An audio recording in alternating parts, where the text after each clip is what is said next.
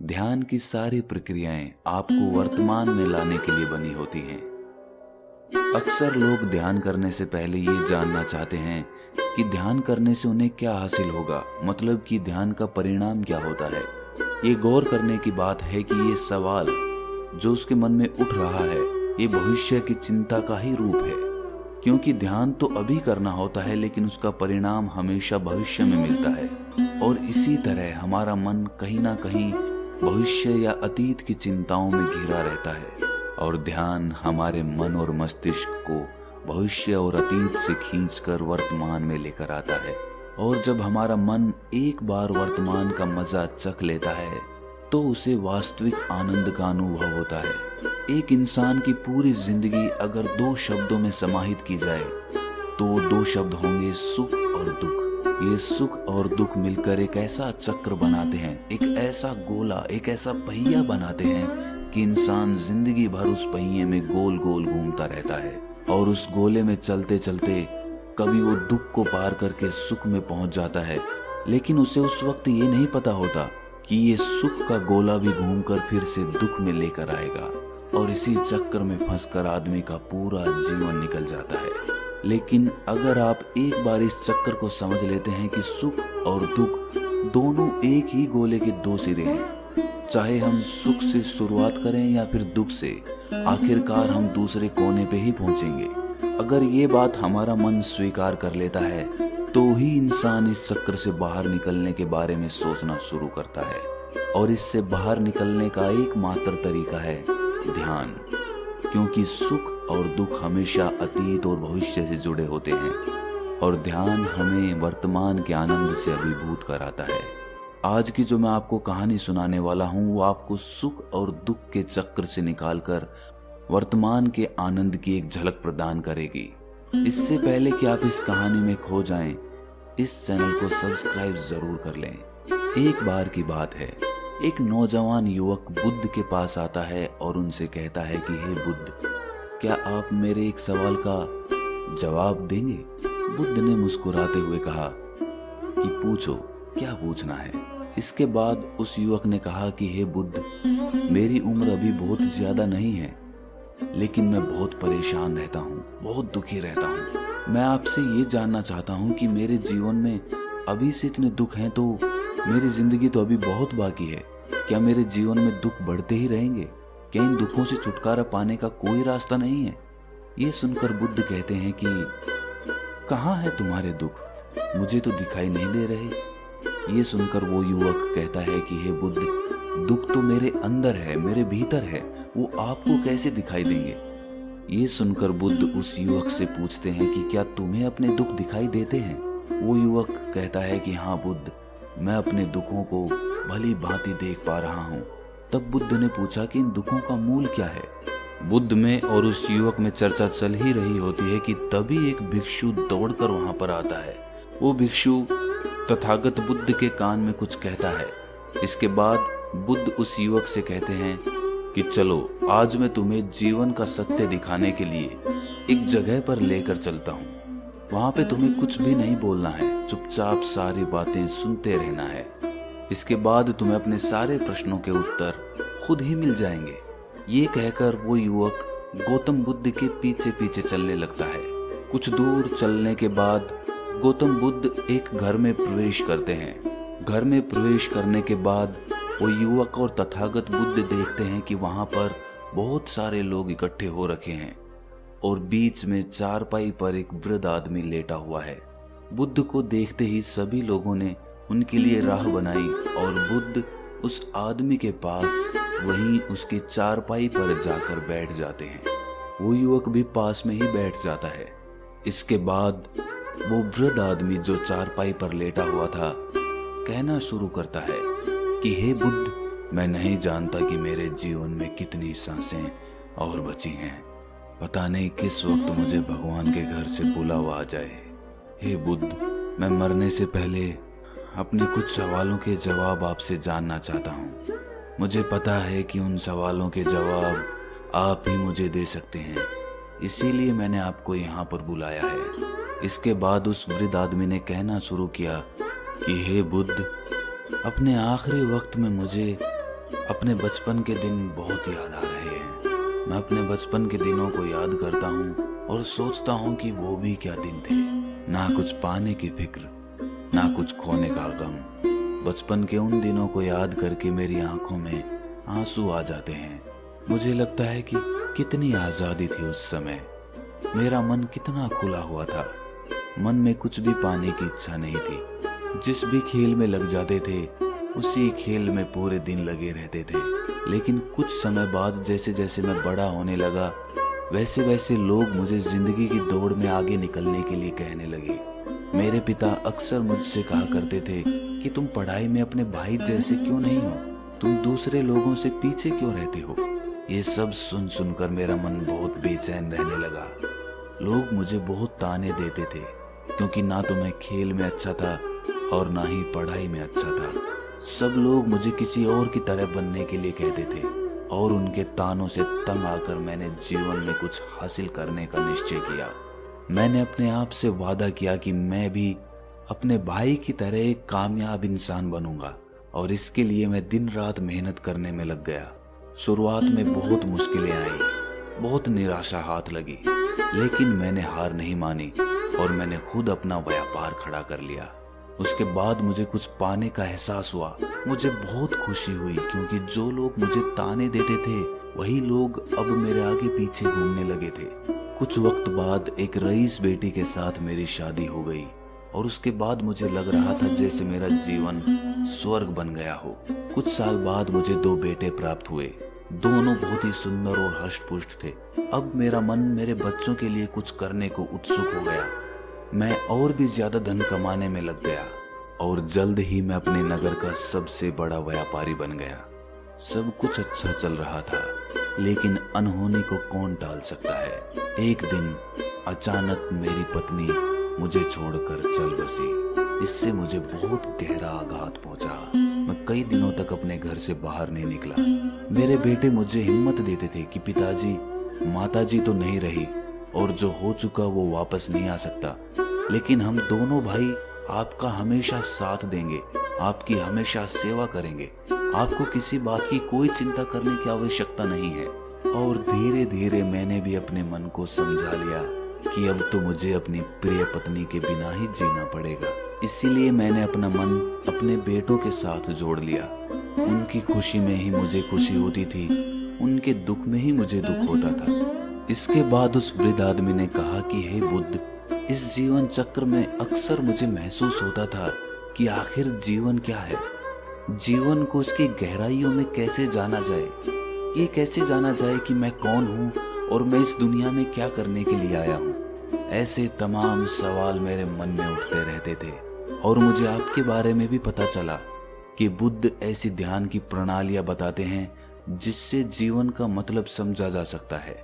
लेकिन मैं हमेशा सोचता रहता था कि पहले मैं अपने जीवन से दुखों और परेशानियों को दूर कर देता हूँ, उसके बाद ध्यान में मैं अपना पूरा मन लगाऊंगा। और यही सोच सोच कर मैं कभी ध्यान नहीं कर पाता था। धीरे धीरे वक्त बीतता रहा और आखिर में उम्र ढलने के बाद मैं बीमार पड़ गया। वैसे मेरे जीवन में कोई कमी नहीं रही। मेरे बेटों ने मेरा अच्छा साथ दिया। मैंने जीवन में बहुत कुछ हासिल भी किया, लेकिन अब मैं अपने जीवन में अगर पीछे मुड़कर देखता हूँ तो मुझे एहसास होता है कि मेरे बचपन के दिन ही सबसे प्यारे दिन थे। तब उस वृद्ध आदमी ने बुद्ध से पूछा, मैं चंद घड़ियों का मेहमान बचा हूँ, ये मैं जानता हूँ, लेकिन क्या आप कुछ ऐसा सूत्र मुझे बता सकते हैं जिससे कि मैं सुकून से मर सकूं। मेरे मन के सारे सवाल जवाब शांत हो जाएं और मैं जीवन का असली मतलब समझकर मर सकूं। ये सुनकर बुद्ध ने कहा कि हर इंसान को बचपन के दिन प्रिय क्यों होते हैं, क्योंकि उस समय उसे कोई भी चिंताएं नहीं रहती। वो आजाद होता है, उसके मन में कोई लालसा नहीं होती। वो जिस काम में भी लग जाता है उसी में मग्न हो जाता है। लेकिन जैसे जैसे इंसान की आयु बढ़ने लगती है वैसे वैसे उसकी इच्छाएं, उसकी कामनाएं दिन ब दिन बढ़ती जाती है और इसीलिए अक्सर इंसान भविष्य की तैयारियों में लगा रहता है या फिर अतीत के बारे में सोचता रहता है और वो वर्तमान में जीना भूल ही जाता है। और वहीं अगर हम किसी छोटे बच्चे को देखें तो उसके लिए कोई भविष्य या कोई अतीत नहीं होता।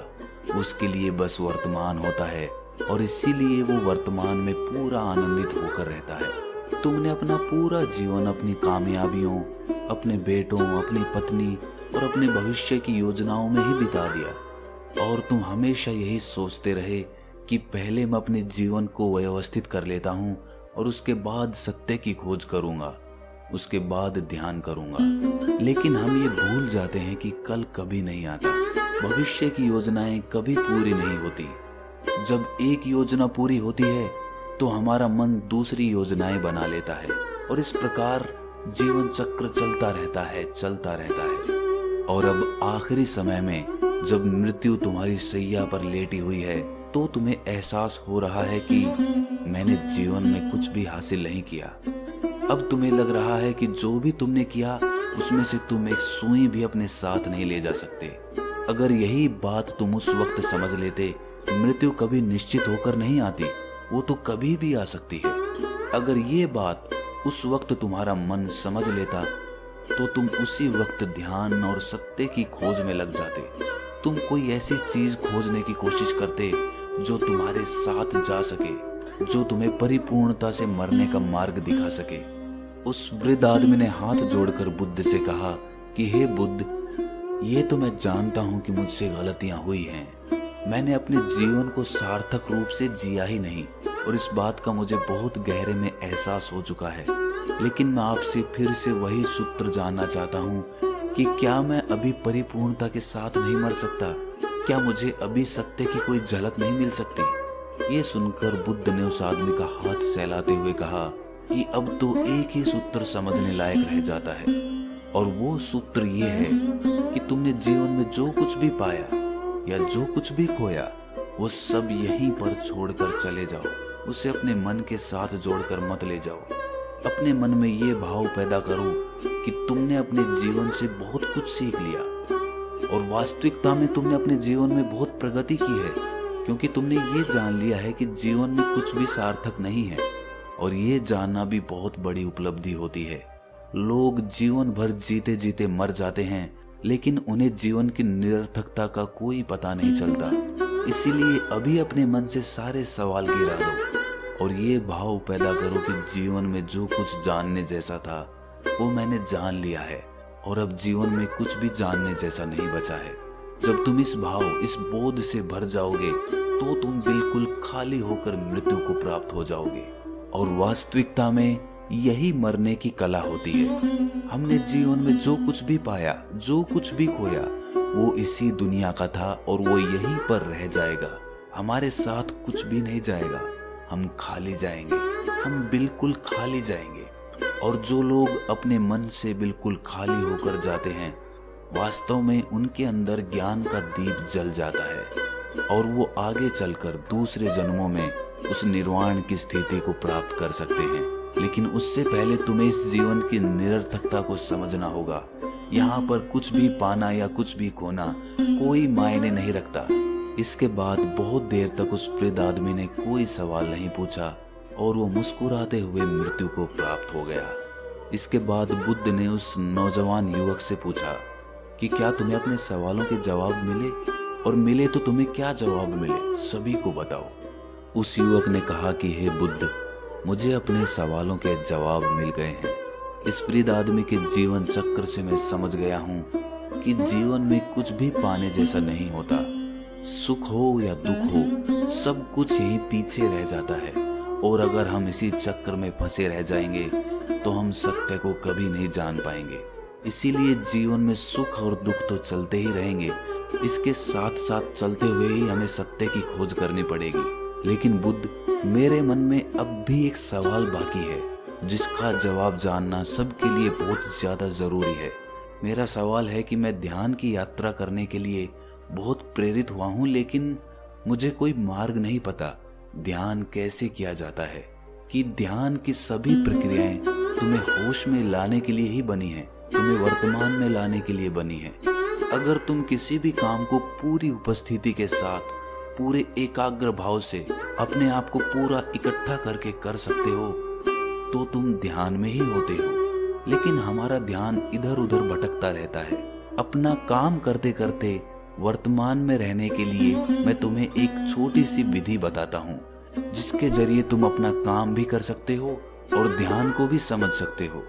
जब भी तुम चलते फिरते हो, उठते बैठते हो, सिर्फ अपनी सांसों पर ध्यान लगाना शुरू करो। सांस किस नाक से आ रही है, किस नाक से जा रही है, नाक के कौन से कोने से टकरा रही है, सिर्फ तुम उसके साक्षी भर हो जाओ। सिर्फ उसको देखते रहो। कुछ भी काम कर रहे हो, चल रहे हो, फिर रहे हो, खाना खा रहे हो, सिर्फ अपनी सांस पर ध्यान लगाओ। और ये करते वक्त तुम्हें महसूस होगा कि तुम्हारा दिमाग, तुम्हारे विचार तुम्हें इधर उधर ले जाते हैं, लेकिन थोड़ी देर बाद तुम्हें फिर से होश आएगा कि तुम्हें अपनी सांसों पर ध्यान लगाना है और तुम्हारा ध्यान फिर से सांसों पर टिक जाएगा। और धीरे धीरे जब तुम अपने विचारों को देखने लगोगे तो तुम पाओगे कि विचार विलीन होने लगे हैं। तुम्हारे अंदर बस एक खाली मैदान बचा हुआ है। सारे सवाल जवाब विलीन हो चुके हैं। इसके बाद बुद्ध ने कहा कि सांसें जो होती हैं वो वर्तमान में चलती है, ना ही वो भविष्य में चलती है, ना ही अतीत में चलती है। वो वर्तमान होता है, वही वर्तमान स्थिति होती है। और जब तुम अपनी सांसों से जुड़ जाते हो तो तुम वर्तमान में ध्यान लगाना सीख जाते हो, क्योंकि सांसें जिन पर तुम ध्यान लगा रहे हो वो वर्तमान में चल रही होती है। इसके बाद धीरे धीरे कदम दर कदम तुम्हें ध्यान का खुद ही एहसास होने लगेगा। फिर तुम जो भी काम करोगे उसमें तुम्हारा पूरा चित्त लगा होगा। तो शुरुआत वहीं से करो जहां पर तुम हो। यहीं से, अभी से अपनी सांसों को पकड़ना शुरू कर दो। तो दोस्तों, कैसी लगी आपको ये कहानी कमेंट सेक्शन में जरूर बताना, और अच्छी लगी तो इस चैनल को सब्सक्राइब करना मत भूलना। तो मिलते हैं अगली कहानी में, तब तक के लिए अपना ख्याल रखें।